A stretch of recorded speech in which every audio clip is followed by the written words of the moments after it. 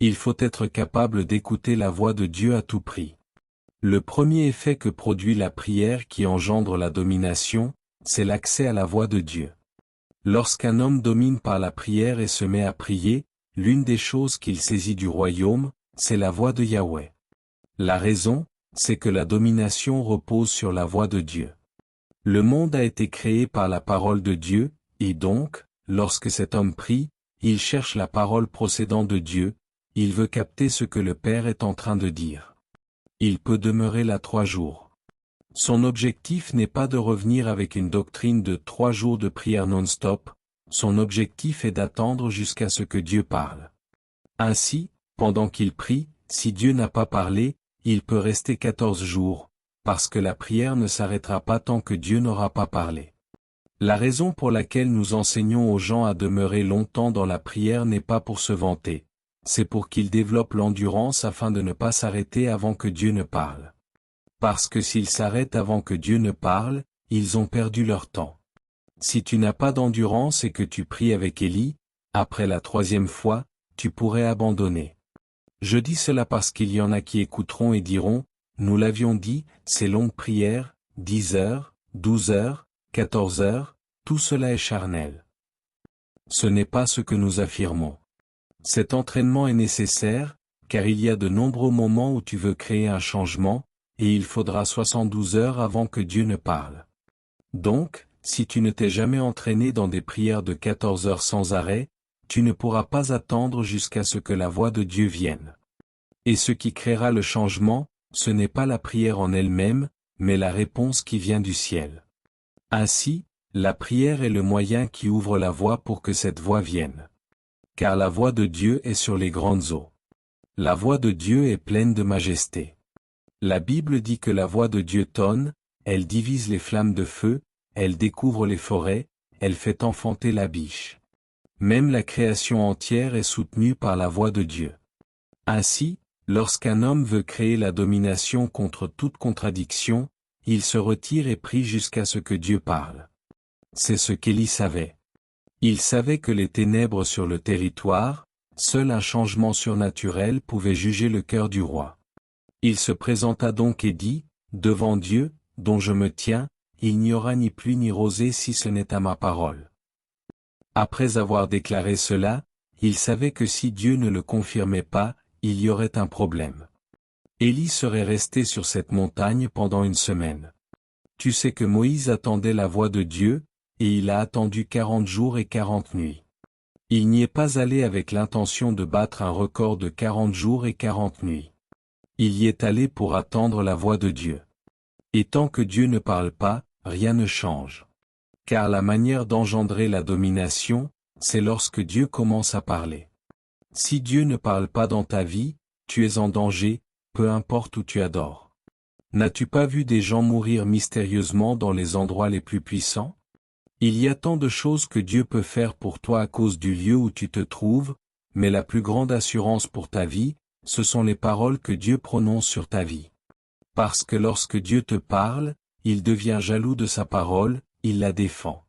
Il a dit à Siméon, tu ne verras pas la mort avant d'avoir vu le salut d'Israël.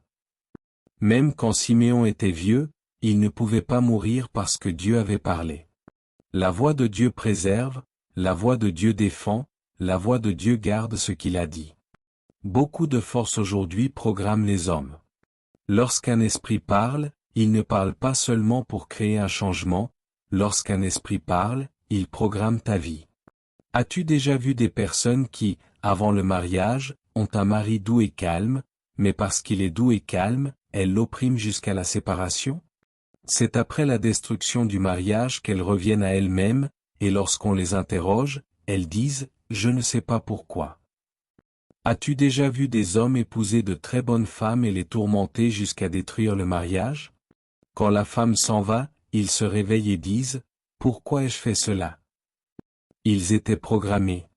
As-tu déjà vu des personnes dont chaque décision les éloigne de leur bénédiction? Ils restent dans une entreprise pendant 5 ans. La 6e année, où Dieu voulait les visiter, ils quittent. Et au moment où ils quittent, ils apprennent que l'entreprise explose. Ils se demandent pourquoi. C'est parce que des démons parlent dans leur vie et parlent dans les circonstances pour programmer les hommes vers la destruction. Ainsi, lorsque tu commences à prier pour entendre la voix de Dieu, tu es en train de reprogrammer ta vie pour la victoire et pour le succès. Dans Ésaïe 30 verset 2, il dit que lorsque tu es dans la mauvaise voie, tu entendras une voix. Voilà ce que la prière fait pour toi, la voix te dira, reviens, ce n'est pas le chemin. Tu peux avoir marché sur ce chemin pendant 5 ans, cela n'a aucune importance. Ce qui te fait réussir, ce n'est pas la durée, c'est l'exactitude. Je t'ai déjà dit que si tu vas dans la mauvaise direction, la vitesse n'est pas un avantage.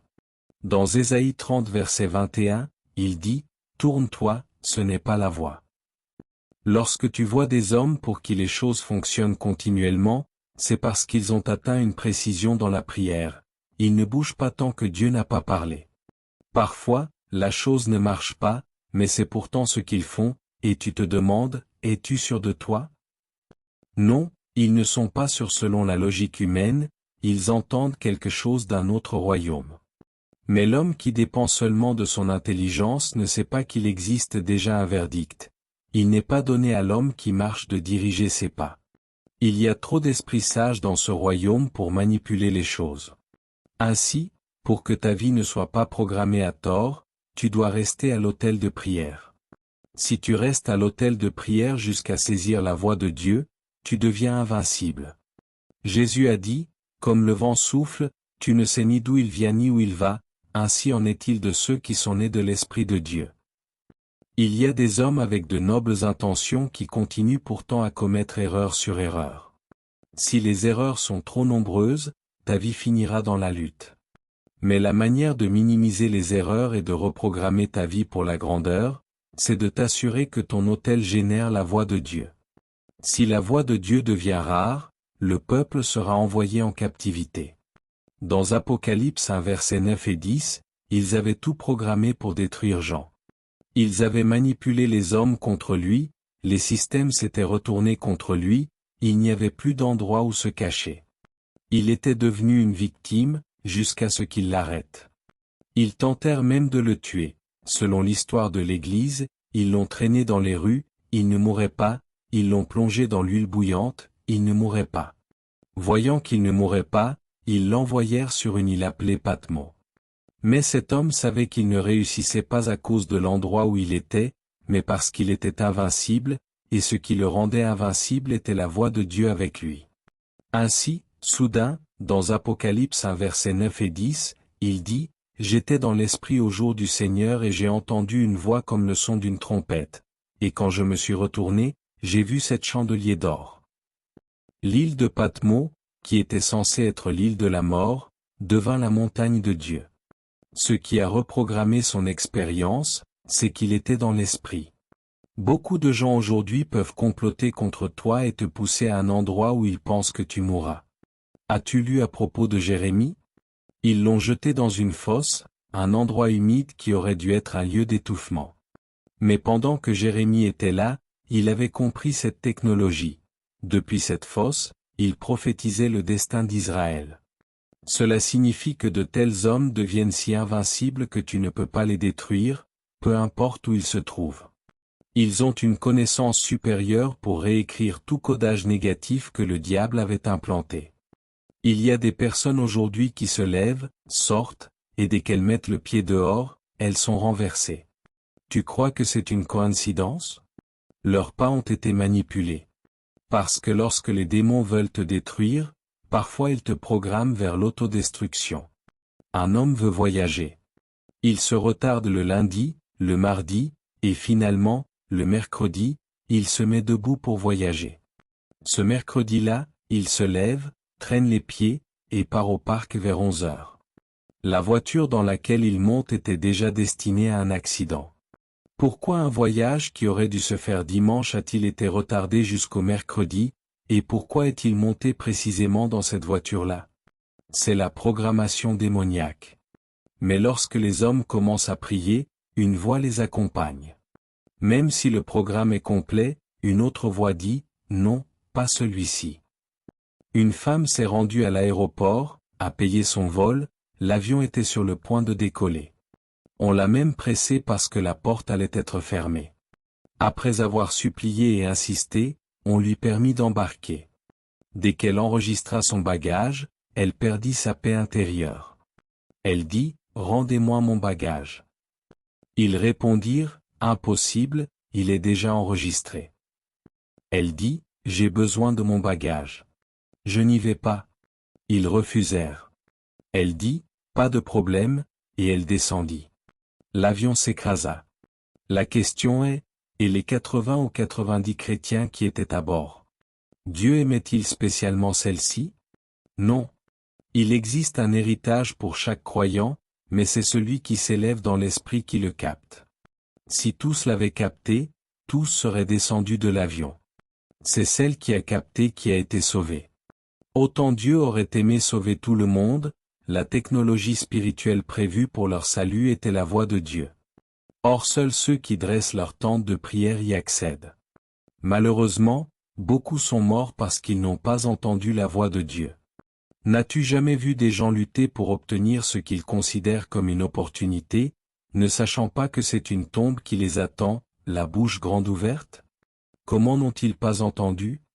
Il est écrit qu'il y aura une voix derrière toi qui dira, « Non, fais demi-tour. » J'ai vu des hommes investir massivement dans une affaire, affirmant, « Celle-ci apportera la percée. » Et au moment de s'engager, ils perdent la paix.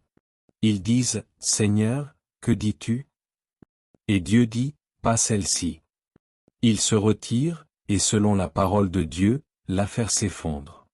La raison pour laquelle les chrétiens deviennent victimes et ne dominent pas leur monde, c'est que 90% de leurs décisions viennent de leur esprit humain. Ils prennent des décisions pour demain avec les informations d'hier et d'aujourd'hui. Qui t'a dit qu'hier et aujourd'hui suffisent pour définir demain? La seule chose qui connaît demain, le seul qui connaît demain, c'est le monarque de Sion, car son nom est Alpha et Oméga. Il siège dans hier, aujourd'hui et demain simultanément. Quand il ne parle pas seulement pour maintenant, mais aussi pour demain. Lorsque nous prions et entendons la voix de Dieu, nous sécurisons l'avenir, car nous nous reprogrammons. Beaucoup veulent se marier. Ils examinent la jeune femme, elle travaille dans une compagnie pétrolière. Si nous nous marions, au moins elle apportera quelque chose. L'une de celles que l'on m'avait conseillé d'épouser est morte l'année dernière. Cela m'a beaucoup attristé qu'elle ait été fauchée si tôt. Je ne dis pas cela comme un témoignage, on ne témoigne pas quand quelqu'un d'autre souffre. Mais je pose la question, et si je l'avais épousée? En août, j'aurais été veuf. On appelle cela veuf. Pendant que Dieu planifiait pour moi le début d'Encounter Jésus en novembre, si j'étais devenu veuf en août, comment aurais-je entendu parler de ceci en 3 mois? Regarde où nous sommes aujourd'hui. Toutes ces possibilités auraient sombré, simplement parce que je n'aurais pas entendu Dieu. Alors que celle que je voulais épouser, ou celle que j'ai épousée maintenant, entend Dieu. Une jeune femme m'a dit au Brésil qu'elle allait déménager au Nigeria. On m'a dit, elle aime la mission. Quand j'ai vérifié, j'ai pensé, ah, elle est brésilienne. Si j'ai un enfant, il sera nigérian et brésilien. Avec tout ce qui se passe au Nigeria et pour lequel nous prophétisons et prions, si j'épouse une brésilienne, au moins, si les choses dégénèrent pendant que nous faisons confiance à Dieu, il y aura peut-être une certaine forme de sécurité. On m'a dit, les Brésiliennes aiment les Nigérians. Elles aiment la mission. Tout semblait arrangé. On m'a montré sa photo, elle ressemblait à une déesse. Je suis rentré chez moi et j'ai fait comme ceci. Tu ne comprends pas ce que je veux dire. Je ne parle pas de religion, je te dis comment les hommes réussissent dans la vie. Une autre m'a dit qu'elle était partenaire du ministère. Avant même que je réfléchisse, mon téléphone vibrait, une alerte de dépôt. Je me disais, voilà le type de femme qui soutient le ministère. Pendant ce temps, ma femme actuelle n'avait jamais donné une seule offrande. Un jour, je me suis levé et j'ai dit, j'espère que je ne suis pas en train de faire une erreur. Suis-je sûr que cette femme croit en cet appel? Suis-je sûr qu'elle croit en cette mission? Que je ne vais pas épouser quelqu'un qui, demain, même si je pars pour des réunions, m'apporte des problèmes. Suis-je sur quelle croix en cet appel?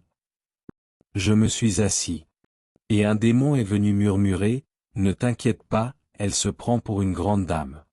Ignore-la, elle n'est pas sérieuse. Je l'ai regardée et j'ai dit, voilà les féministes. Elles pensent être importantes.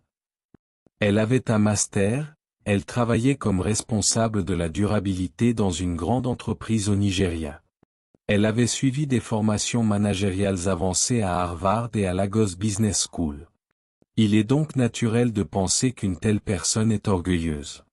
Et je l'ai regardée en me disant, il y a de l'orgueil ici. Je commençais à interpréter les choses par la sagesse humaine, cette femme ne sera pas soumise. Avant même que je m'en rende compte, 5 personnes sont venues me dire, si c'est cette personne, fuis pour ta vie. Merci, Seigneur, d'entendre Dieu. La dernière année de ma vie est la meilleure que j'ai jamais vécue. Je n'ai jamais enregistré autant de succès que dans ces 12 derniers mois. Et pourtant, j'ai du repos. Ô Jésus, entendre Dieu. Si tu savais ce qu'est la paix. Je dors et je me tourne d'un côté à l'autre. Les choses qu'il faut expliquer à certaines personnes, je n'ai pas besoin de les lui expliquer. Elle est assez mature pour les comprendre avant même que je parle. Ce n'est pas de la flatterie, ni de la promotion sur les réseaux sociaux. Je n'ai jamais eu besoin d'expliquer quoi que ce soit. Elle comprend. Et les choses qui auraient dû poser problème, avant même que j'y pense, elle les règle. Et elle ne veut même pas que je lui dise merci. Et si je m'étais laissé influencer? Des hommes importants se sont tenus contre cela. Ils m'ont dit, n'essaie pas. Tu sais bien. Les femmes du Nord, ils ont présenté des arguments de tout genre. Mais quand je suis allé prier, parfois j'avais décidé intérieurement que c'était fini. Et lorsque j'y entrais, l'oracle apparaissait, tu es sur le point de vendre ton destin. J'ai pesé ton avenir. Voici la personne qui peut porter le poids de ton appel. La semaine où nous nous sommes mariés, nous sommes partis à Maiduguri. Je pensais devoir la persuader. Elle s'y intéressait encore plus que moi. Parfois, lorsque je voyage, j'oublie d'appeler parce que je suis épuisé. Elle m'envoie un message, que le Seigneur te renouvelle et te fortifie. Je prie pour toi. Je ne me sens pas coupable. Imagine le stress que nous traversons. Et je rentre, je dis, j'ai une autre réunion la semaine prochaine. Dois-je y aller? Et lorsque je me prépare à partir, elle se lève et dit, tu n'iras pas. Alors j'appelle mon hôte, je suis désolé, ma femme dit que je ne dois pas venir. Puis elle se lève et dit, il est tout à Jésus. Va. Tout ce que les gens soupçonnaient était faux. Ils avaient mal interprété. Et si je n'avais pas entendu Dieu? À l'heure qu'il est, tu aurais entendu qu'un pasteur a giflé sa femme, et ils auraient mis ma photo sur les réseaux sociaux.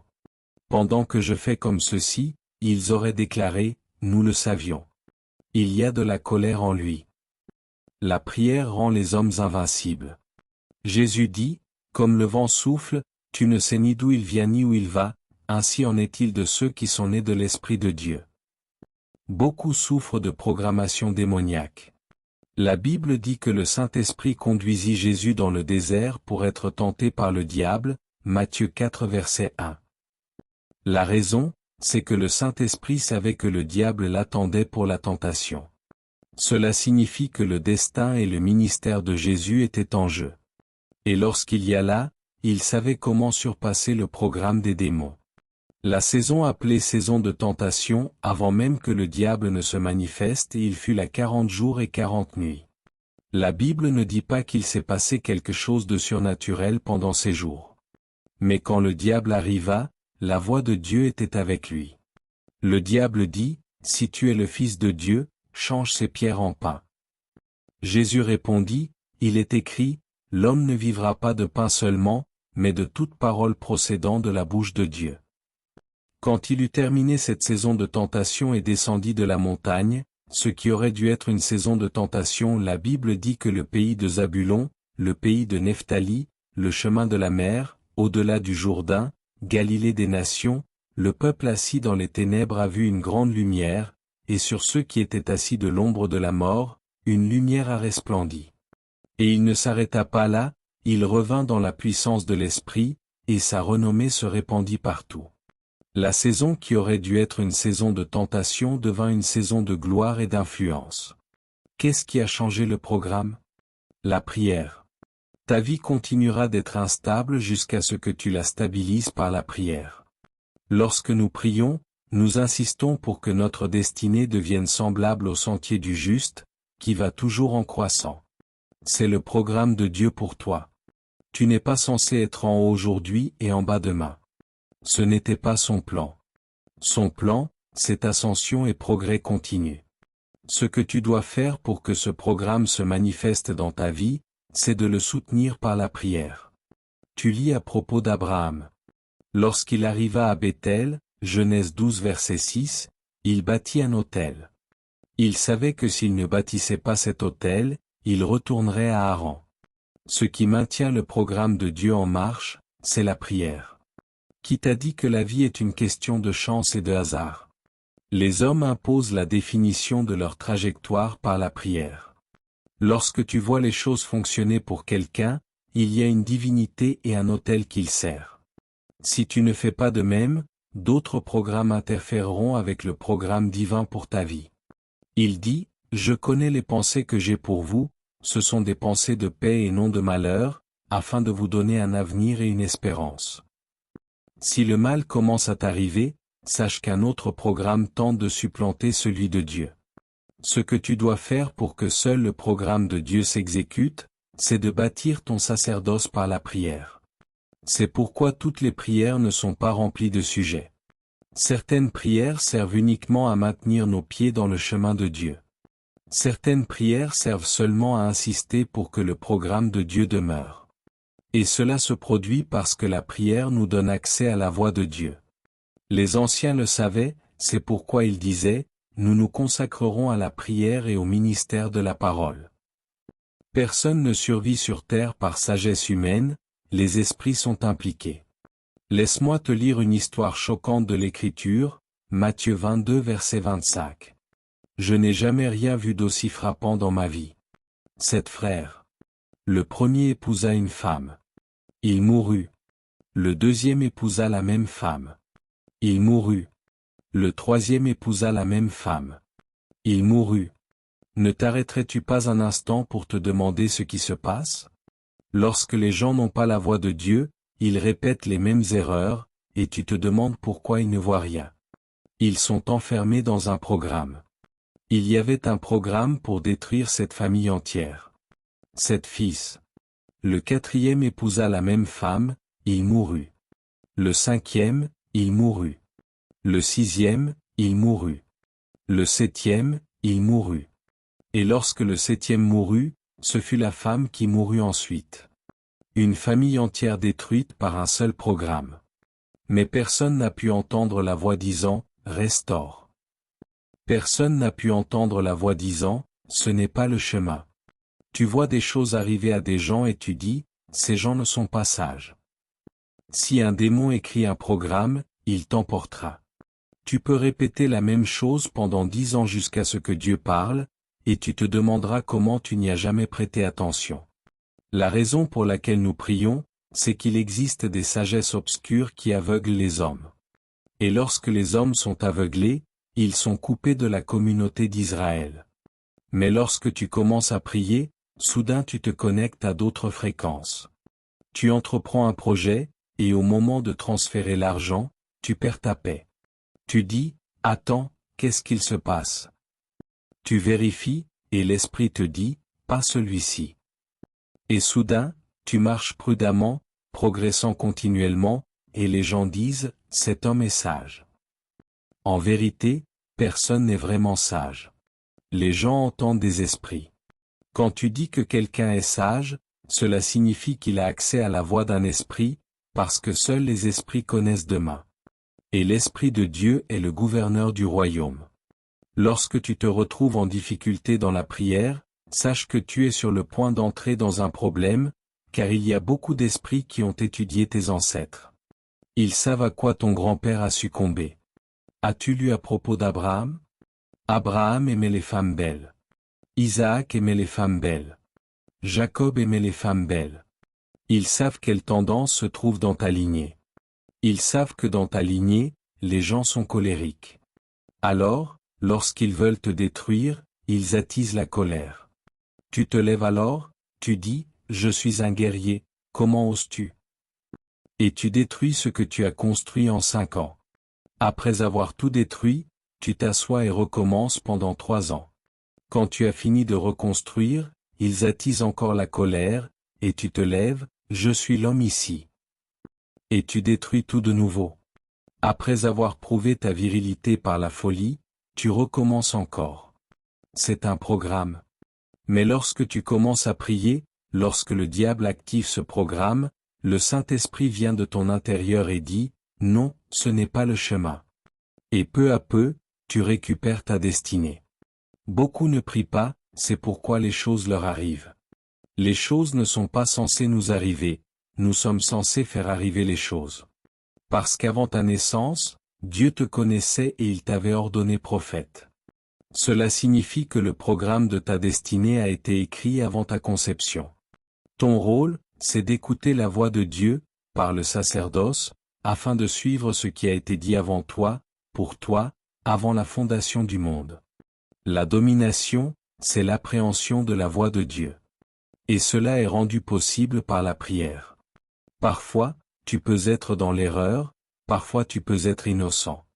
Mais cela ne dépend pas du fait d'avoir raison ou non, c'est une question de programme.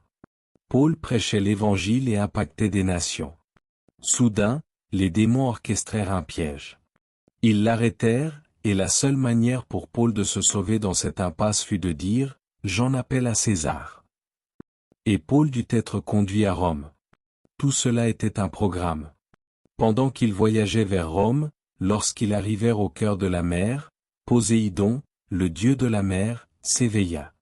Il voulait qu'il se noie et soit enterré dans le ventre de la mer. Si Paul mourait dans la mer, que serait-il advenu de l'épître aux Colossiens? De l'épître aux Éphésiens? Les démons avaient projeté l'avenir. Cet homme ne faisait pas que guérir les malades, il laissait un héritage pour le corps de Christ. Noyons-le ici. Pendant 14 jours, il n'avait rien mangé. Quand il vit que la faim ne les tuerait pas, le démon revint pour briser le navire. Mais Paul, par l'Esprit, dit, « L'ange de Dieu, à qui j'appartiens et que je sers, s'est tenu près de moi cette nuit et m'a dit, il n'y aura aucune perte. » Quel genre d'opération invincible est-ce là? Parce qu'il avait entendu d'un autre royaume. « Ne crains point, dit l'ange. Il n'y aura aucune perte. » Paul se leva et dit, « Ayez bon courage, il n'y aura aucune perte. » Soudain, il devint capitaine, il devint gouverneur, parce qu'il avait accès à la voix de Dieu. Beaucoup de gens sont bloqués. Et parce qu'ils n'entendent pas Dieu, ils sont aveugles. Sais-tu ce qu'est le drame d'un aveugle? Tout devient du bruit. Lorsqu'il marche sur la route, même la voiture censée le transporter, son bruit le terrorise. Il vit dans la peur, dans l'incertitude, parce qu'il ne peut rien définir. Lorsque tu ne pries pas, que tu n'as pas accès à la voix de Dieu, les questions de destinée te détruiront. Parce que tu feras les erreurs que tu ne devrais pas faire. Tu prendras des décisions que tu n'aurais jamais dû prendre. Tu tourneras dans des directions où tu n'avais aucune raison d'aller.